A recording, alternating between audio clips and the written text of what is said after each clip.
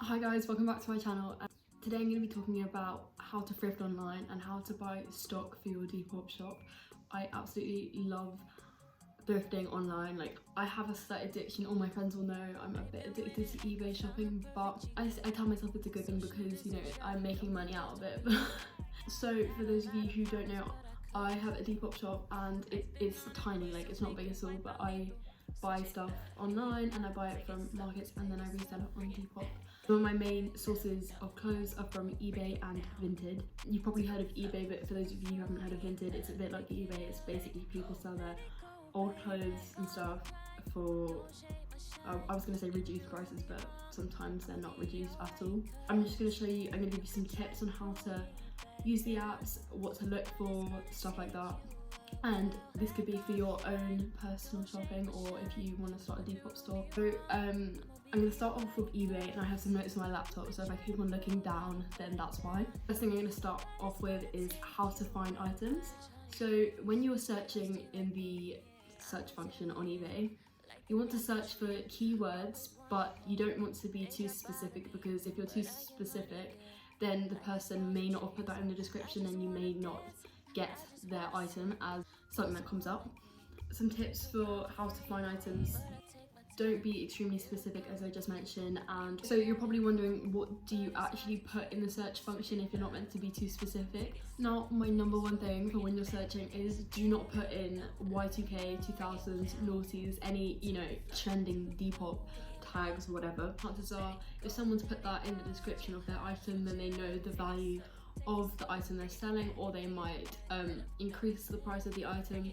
So avoid that, because you're probably going to be shopping on eBay and Vinted for discounted items rather than people who know how much their item is worth. Next thing is filtering. So this is like the picking the categories, but you want to put in the price filter, go down to £10 or £5 if you want to find the real bargains. You can easily change the range of prices that come up in your search, and this is very helpful because, you know, sometimes you'll find stuff that you really like but it's like £25 and it's like, is that a bargain? No, probably isn't.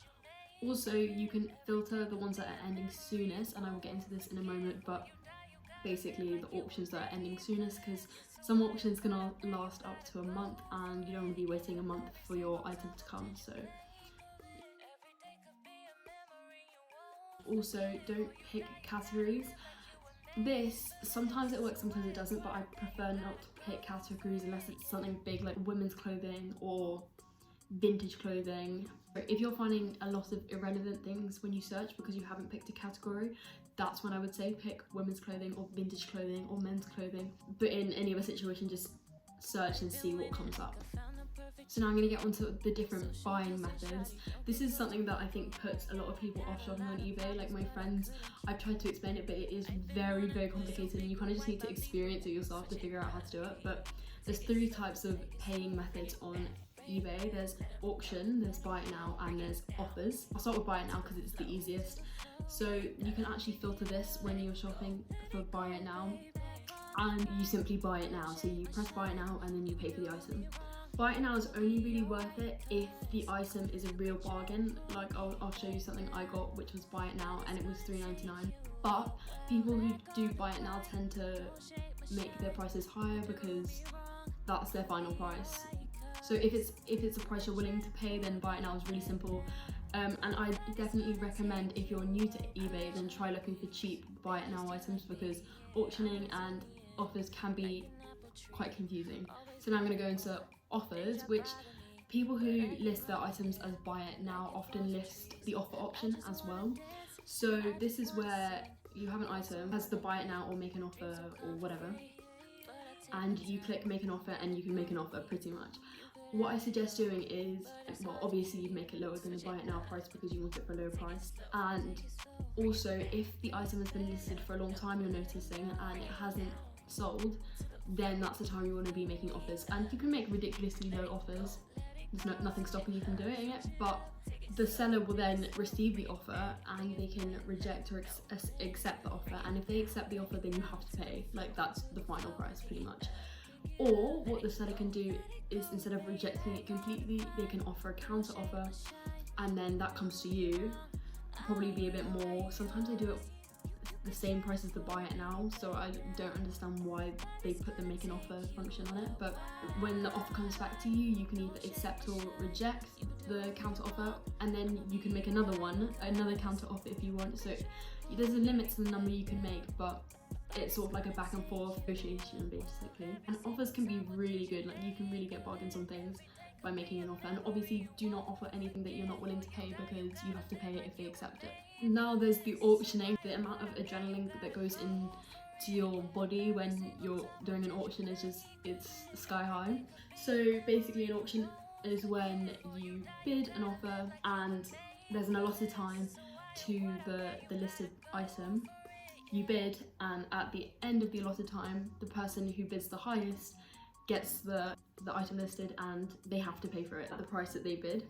Auctioning can be very, very tense. Once I was in a lesson and there was like 10 minutes left of an auction, and I had like my phone, I was like hiding it. My legs were shaking the whole time. There was one other person racing me to get the item. It's a scary time. Anyways, so my top tips for auctioning, and this is very important if you want to win the item. First of all, when you first see an item that you like, bid a really low price, and then you'll get notifications from eBay about that item. It probably won't be the price that ends, but you'll get notifications about the item so you don't forget about it. Don't have high hopes, because if you like an item, then the likelihood is someone else likes an item, and people are so sneaky on auctions. It's not even funny, but I've become one of those people. Going into the last 5 minutes, last 4 minutes, 3 minutes, 2 minutes, 1 minute, you don't want to be the highest bidder, because what will happen is you're the highest bidder, you think you've got it, someone else will come in the last 2 seconds and bid. That's literally how it is.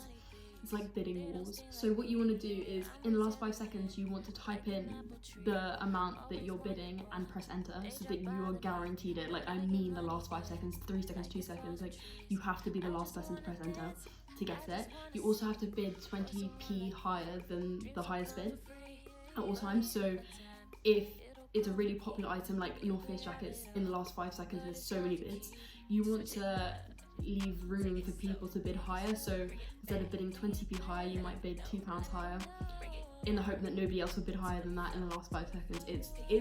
It's confusing and it's scary. But definitely don't have high hopes when it comes to auctions, because at any second somebody could bid higher than you. But at the same time, don't go in thinking that you're not gonna win the auction, bid something that you can't pay and then win it, because you know that it's a bit stupid. Most of my items I get from bidding, because most people list their stuff as auction items, but it's definitely not a nice experience, and especially when you lose, you know, it's like a piece of used taken every time you lose an auction. Okay, so now I'm going to show you guys some of the things that I have got. So I've bought a crochet halter neck top for £5. I bought this like a few days ago, so I'll insert a clip of me buying it and how I did it. I'm not going to show you guys my address or my PayPal account, but just trust. It went to that, I pressed confirmed and pay, and then I bought the item. I bought a scarf bundle for £5.65, and that included 9 scarves, and I sell each scarf for an average of £11, including shipping. So I made the money selling 1 scarf for the whole bundle, and I made a profit. I'll just put the price on the screen because it's not showing up. I got an Adidas hoodie for this amount. I bought a purple leather jacket, more scarves. I bought a lot of scarves. I've bought vintage Levi jeans, a Ralph Lauren V-neck jumper, Miss 60s flare jeans, a Gap hoodie. I bought 2 leopard print coats, a Juicy Couture bag. Okay, now I'm going to go through Vinted, and I'm kind of going to wing it because I haven't actually made any notes on Vinted, but Vinted is my newest discovery, and it's easier to buy things on Vinted, but it's a lot more complicated to navigate. First of all, the price that they show you is a lie, because shipping can be like £5, so bear that in mind. You only want to be buying things that are like under £5. With Vinted, all the things are buy it now, so you simply search what you want and you scroll through and you buy it now.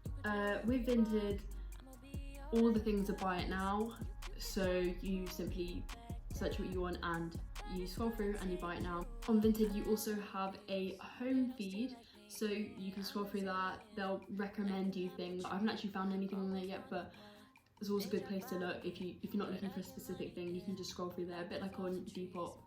They have the same function. Also on Vinted, one thing is, don't buy the item for the price it's listed. Don't buy it the second you favorite it, because what will happen a lot of the time is that you favorite it and then a day later the seller will come with you for a reduced price, and this happens on pretty much all the items. Often it's only by 50p, but still that's an extra 50p that you can spend on something else. And again, like on eBay, you can either accept or reject the offer. I don't know if you can make counter offers or not, but you can always message the person to ask for a reduced price or whatnot. Another thing is, if you find something that you like from a particular seller, you can go into their profile and scroll through their other items selling. You can do that on eBay as well, but I don't tend to do that. And you'll tend to find that if someone is selling something cheap and nice, they'll have other cheap and nice things on their page. Now, when it comes to searching on Vinted, this is what makes it harder than eBay, I think, to navigate. People have such vague descriptions, and if you search one letter, one word wrong, it won't come up. So with Vinted, you want to be very vague in your searches so that it optimizes the chances of what you're looking for coming up into your feed. When it comes to clicking filters in Vinted, one really helpful function they have is the price low to high. So you can scroll from low to high, which is so beneficial to me because I'm not looking for the expensive things, I'm looking to resell things for a profit, so I want to buy the cheapest items. When you click on a brand, the brand's really weird because they'll put things like vintage as a brand when vintage is obviously not a brand, it's a description of the item. So I tend not to filter or put in a brand or stuff or sizes even, unless I'm finding that the things that I've searched is just irrelevant to my search. The good thing is the price low to high function, but everything else is a bit crap, to be honest. You will find that if you're looking for one item, you may need to search multiple different things and scroll through each one of them until you find the item, because it really just depends on what the person has labeled the description. Also, another top tip is that if you find an item that you like, but you weren't sure what the description was, like what they would have written, then look at the description of that item and search it in the search function, because then you'll get similar items because people may be using that description for the item you're looking for.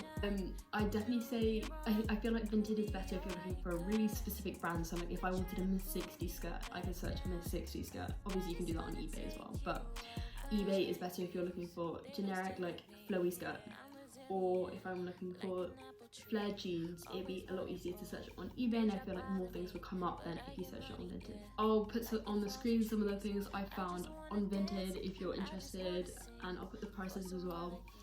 I haven't bought as many things on Vinted as I have on eBay because this is my newer platform, but if you want more Depop and thrifting content, then like, comment, share and subscribe. That's all I can think of at the moment. If I think of anything else, I will make sure to put it in the description.